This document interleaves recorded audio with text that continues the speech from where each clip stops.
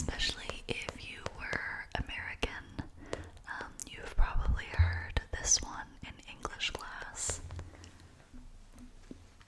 Harlem by Langston Hughes. What happens to a dream deferred? Does it dry up like a raisin in the sun, or fester like a sore and then run? Does it stink like rotten meat, or crust and sugar over like a syrupy sweet? Maybe it just sags like a heavy load, or does it explode?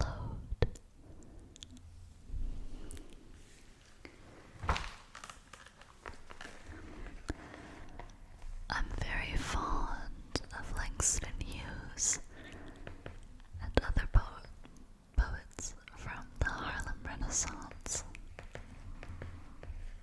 I think it's a very interesting part of history, and if you've never heard of Langston Hughes or the Harlem Renaissance period, I highly recommend you do some research on it.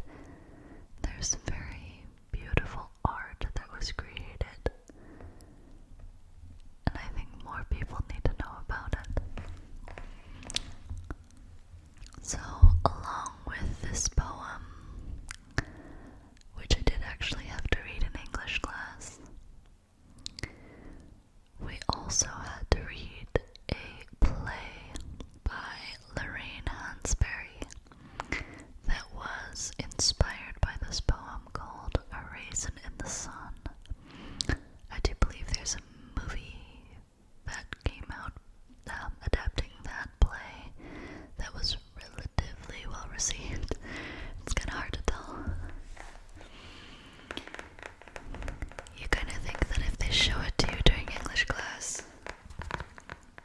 it must be well received. But I've always liked this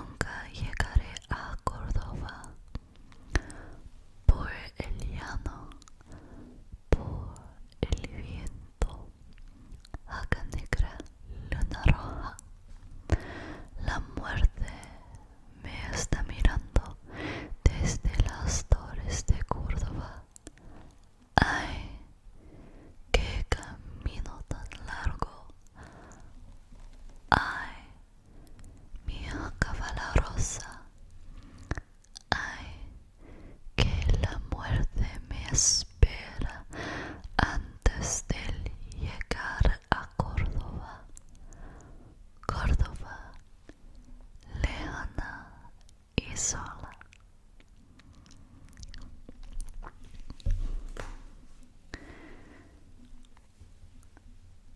So, I'm not sure if you speak Spanish, but I'm pretty sure even if you weren't, you were able to pick out the word Córdoba, name of a place in Spain.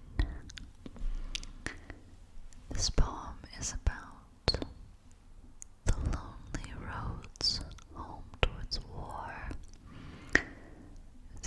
I'm not super well versed on Spanish history. It's been a while, and from my understanding, Córdoba was an area of conflicts between the Moors and the Spanish. Córdoba was in the Moorish parts of Spain. The Moors were people from northern Africa, I believe.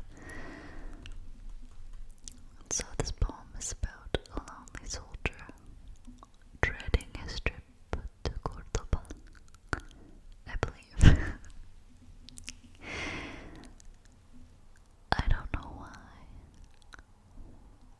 Maybe it's just the Spanish language, but I find this poem to be so delightfully sing-songy. Even though it's really dark.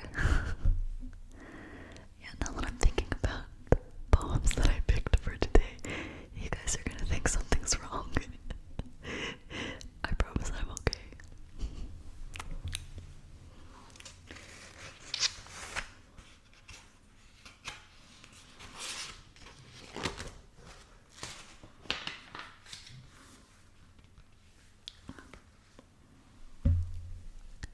This next one is a very famous one, Sonnet 18 by William Shakespeare.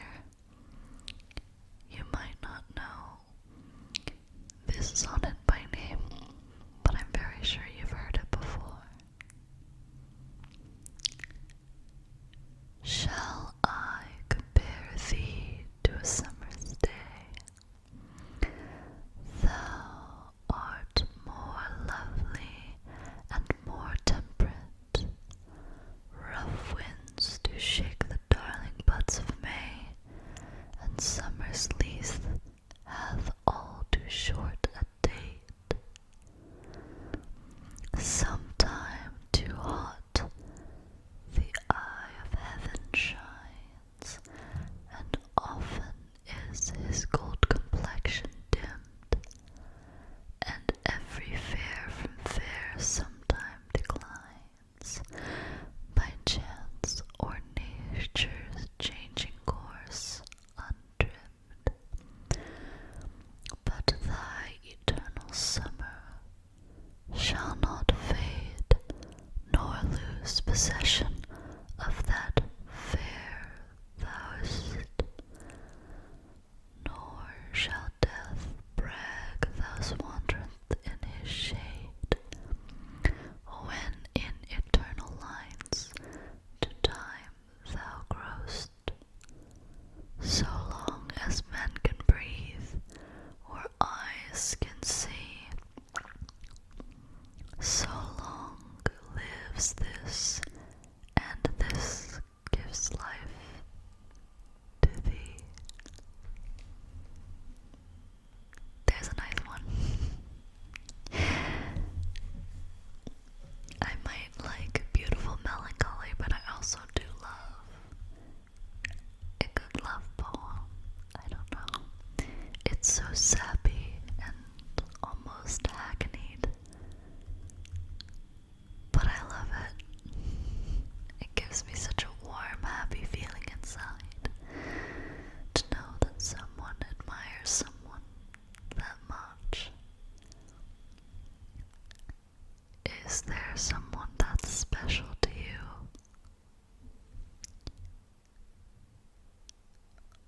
Are you that special to someone? I hope so. We all deserve to feel special to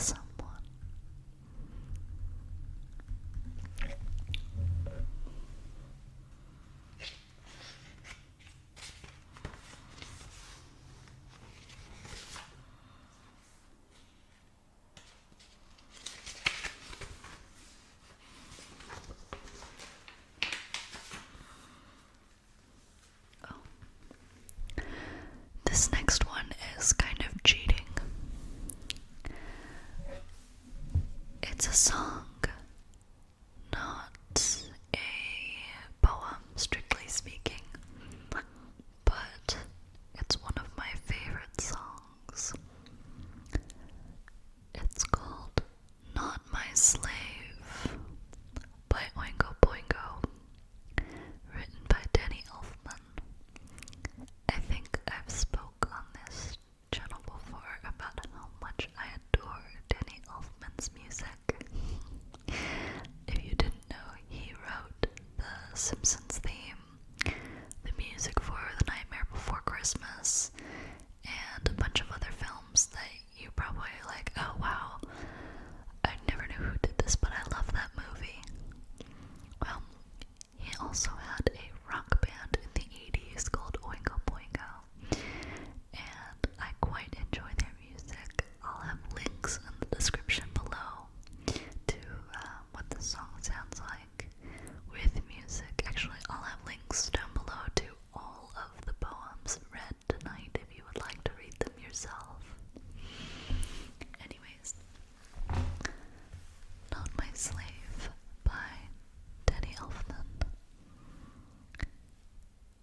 With sadness in my heart and joy in my mind, I thought about us both.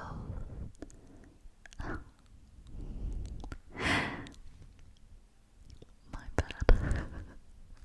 I misread that. My goodness.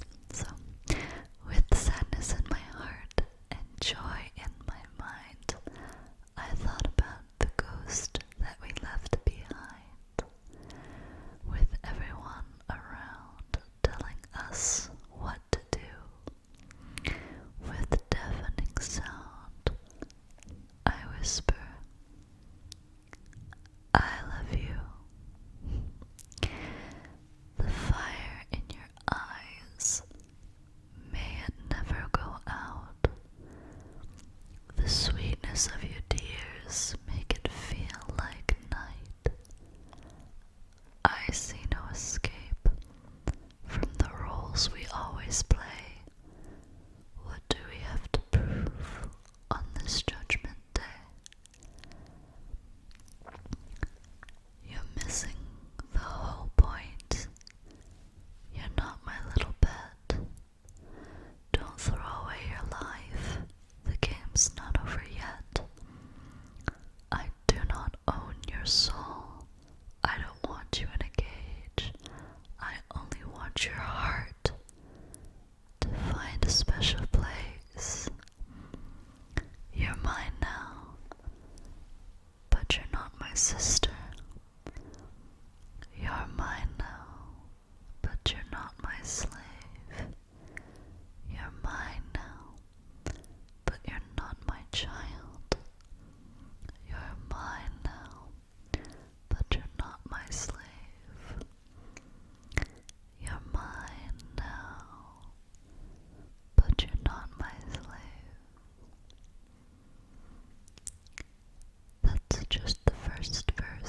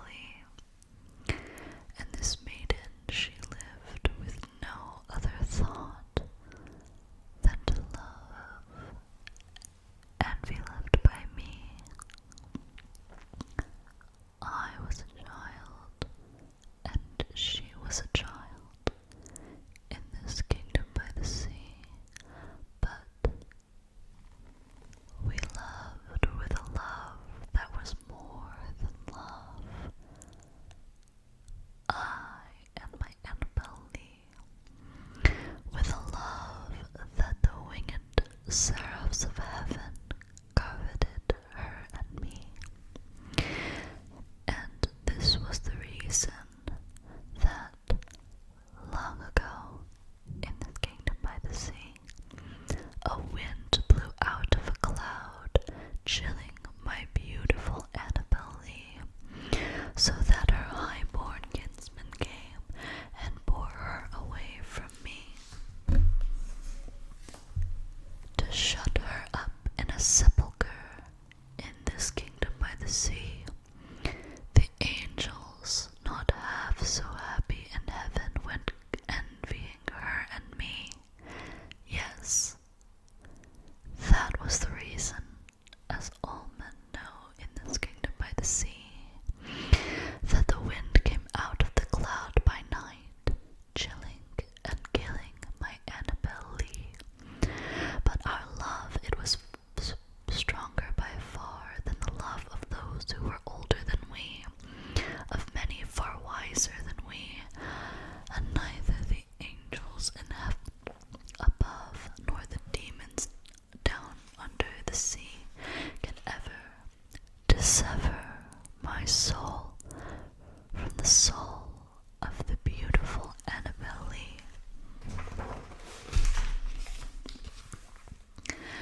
For the moon never beams without bringing me dreams of the beautiful Annabel Lee, and the stars never rise but I feel the bright eyes of the beautiful Annabel Lee.